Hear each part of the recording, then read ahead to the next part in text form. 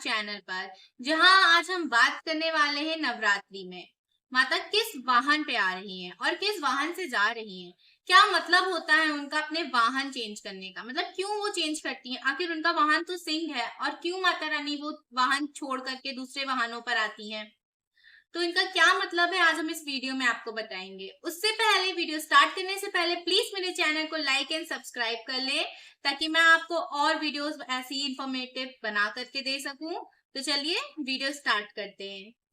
तो देखिए, मैंने कुछ होमवर्क किया हुआ है ताकि मैं आपको एकदम करेक्ट इन्फॉर्मेशन दे सकूं, सिर्फ कहीं से सुनी सुनाई बातों पर ना जाऊं। मैंने थोड़ी इन्फॉर्मेशन कलेक्ट करी है, तो मैं आपको बस एकदम सही इन्फॉर्मेशन दूंगी इस वीडियो में, ताकि आपको इधर उधर ना भटकना पड़े और आपको एकदम सही सारी इन्फॉर्मेशन एक ही वीडियो में मिल सके।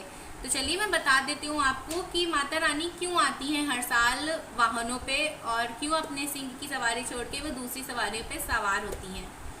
तो इसका पहला हमें मिल जाता है कि क्यों माता रानी हमें अपने वाहन छोड़कर आती हैं। इसका मतलब होता है कि वो इस पृथ्वी पर आ रही हैं भ्रमण करने के लिए, भक्तों को अभय दान देने के लिए, भक्तों की सहायता करने के लिए, भक्तों के कष्ट दूर करने के लिए। तो माता रानी अपने वाहन इसलिए चेंज करती हैं ताकि वो हमें संकेत दे सकें आने वाले वर्ष में आ रही चुनौतियों के बारे में, आ रही खुशियों के बारे में। इसलिए माता रानी चेंज करती हैं अपने साथ सब वाहन आने वाले, और जाते समय भी वह संकेत दे करके जाती हैं कि इसके बाद जो संवत आने वाला है वो कैसा होगा, यानी इसके बाद जो साल आएगा उसकी शुरुआत आपके लिए कैसी जाएगी। तो चलिए हम आपको बता देते हैं किस दिन किस वाहन पर आती है माता रानी, क्योंकि हर दिन का वाहन उनके आने का अलग है और हर दिन के जाने का वाहन उनके अलग है। तो चलिए वीडियो को ज्यादा लंबा ना खींचते हुए डायरेक्ट हम लोग बात करते हैं कि माता रानी किस दिन किस वाहन पर आती हैं।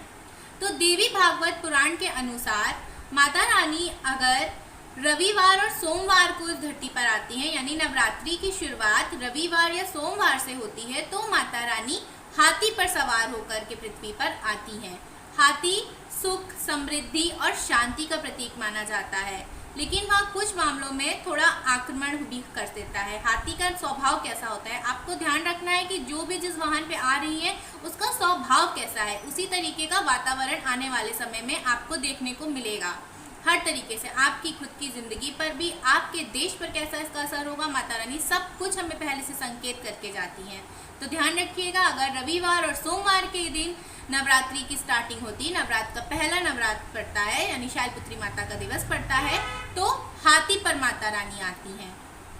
और यदि हमारा नवरात्र शनिवार और मंगलवार को, यानी कि सैटरडे और ट्यूसडे को स्टार्ट हो रहे हैं, हमारी नवरात्रि का पहला दिन सैटरडे और मंगलवार और ट्यूसडे को पड़ रहा है, तो माता रानी घोड़े पर सवार होकर के आती हैं। घोड़ा कैसा होता है, घोड़ा हमें शत्रुता का प्रतीक दिखता है। घोड़े पर हम युद्ध करते हैं, हमारे पुराने समय में घोड़े पर युद्ध किया जाता था।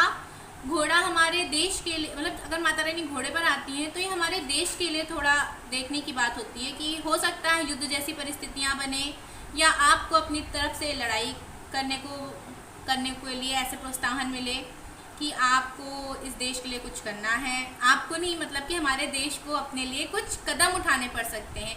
राजनीतिक तौर पर ये बड़ा बदलाव देखने को मिलता है यदि माता रानी घोड़े पर आती है। तो इस बार चैत्र नवरात्रि माता रानी मंगलवार के दिन आ रही हैं, यानी कि घोड़े पे सवार होकर के आ रही है। तो इसके लिए, देश के लिए ये थोड़ा सा देखने की बात है। वैसे माता रानी का आना शुभ ही होगा, अगर हम अच्छे से पूजा करेंगे, उनकी सेवा करेंगे तो माता रानी जरूर फल देके जाती हैं। इसी के साथ, और यदि माता रानी बुधवार के दिन आ रही है, यानी नवरात्रि का पहला दिवस बुधवार पड़ रहा है, तो माता रानी नाव पे सवार होकर के आती हैं।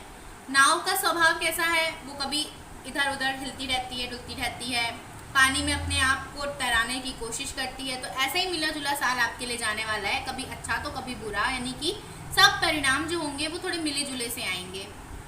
उसके बाद अगर माता रानी गुरुवार और शुक्रवार के दिन इस धरा पर पधारती हैं, तो माता रानी डोली पे बैठ के आती हैं, यानी डोली में दुल्हन की तरह, देवी की तरह, सुकन्या की तरह, एकदम शांत स्वभाव से। माता रानी का डोली पर बैठ के आना बहुत अच्छा संकेत माना जाता है। हर तरीके से आपको यश, धन, लक्ष्मी हर तरीके से वो प्रदान करके जाएंगी।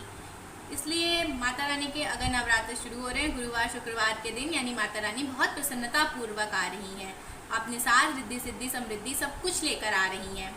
और यदि माता रानी आ रही हैं तो वो जाएंगी भी, यानी कि नवरात्रि का जिस दिन समापन होगा वह किस दिन हो रहा है उसके हिसाब से उनके जाने के वाहन अलग होते हैं, जो कि यह निर्णय लेते हैं कि ये संकेत देते हैं कि माता रानी के जाने के पश्चात, यानी ये साल खत्म होते होते अगली नवरात्रि जब आएगी उस तक की परिस्थितियाँ कितनी सुधर जाएंगी, क्या बदलाव आ जाएगा उन परिस्थितियों में अगली नवरात्रि आते तक। तो माता रानी यदि सोमवार और रविवार के दिन जा रही हैं, यानी कि नवरात्रि का समापन सोमवार यानी मंडे और रविवार यानी संडे को हो रहा है, तो माता रानी भैंसे पे सवार होके जाती हैं, जो कि काफ़ी अशुभ संकेत दिया जाता है, जो कि काफ़ी अशुभ माना जाता है।